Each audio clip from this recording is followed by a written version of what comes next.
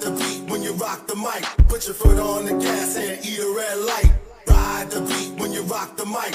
Hey, welcome back to Are You Smarter Than a Libertarian, the only political podcast brave enough to say the quiet part out loud. They're all trying to rob you. Some just smile more when they do it. I'm Jeff, your host, and today we're digging into the alphabet soup of federal taxation.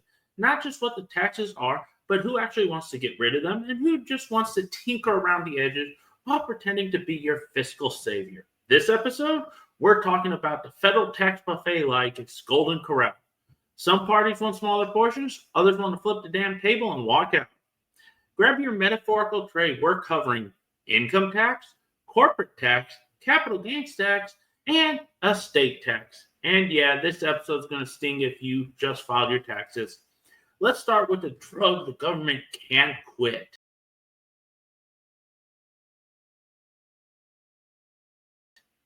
The income tax, the government's favorite of all drugs.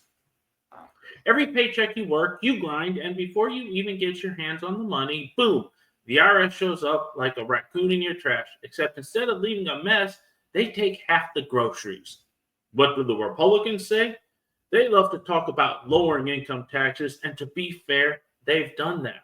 The 2017 Tax Cuts and Jobs Act reduced rates across the board.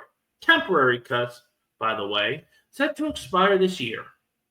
That means if Congress does nothing, and let's be honest, when's the last time they did anything, your tax bill is going up. Some Republicans float the idea of a flat tax. Sounds good in theory, but they rarely push for it. Why? Because once you're in power, taxes are how you stay in power. Libertarians, no half measures, no band-aids, just abolish the income tax.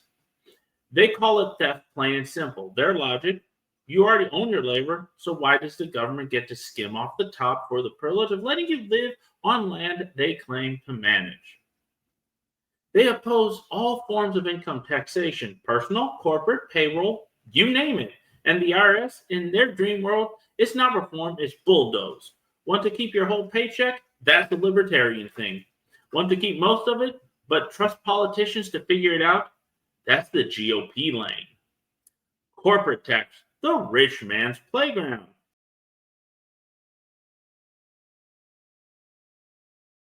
Now, corporate taxes, that magical word where billion-dollar companies file tax returns longer than War and Peace and pay nothing. Republicans, back in 2017, they lowered the corporate tax rate from 35 to 21%. Good move. Arguably, yes, it made U.S. businesses more competitive globally, but they didn't fix the loopholes. So we get Amazon paying zero while your Uber driver, me, gets nailed with a 15% self-employment tax. That's not capitalism. That's cronyism in a suit. Now, libertarians, they want to eliminate the corporate tax completely. Why? Because they don't see businesses as tax collectors. They see them as job creators. And here's the kicker. Corporate taxes don't just hit companies, they hit you. Higher taxes on business mean higher prices, fewer jobs, and less investment. To libertarians, corporate taxes are just a stealth tax on consumers and workers. You're getting hit, you just don't see the punch coming. Bottom line. GOP wants corporations to pay less. Libertarian wants corporations to not pay at all because the cost still lands on you anyway. Capital gains tax, the investment penalty.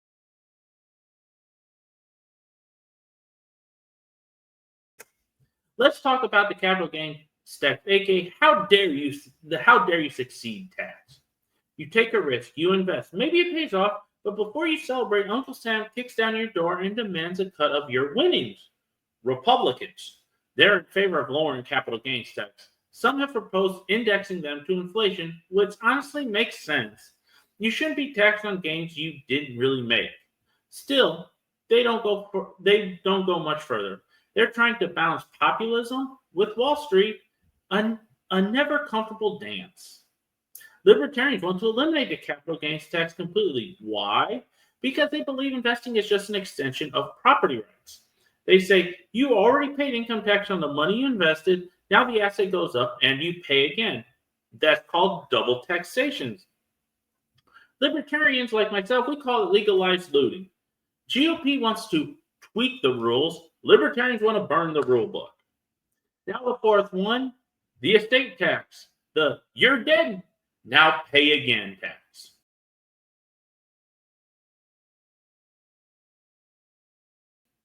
Finally, the estate tax, arguably the most ghoulish of them all. You die, and instead of resting in peace, the government shows up like the Grim Reaper's accountant. Sorry, but you owe us one last favor.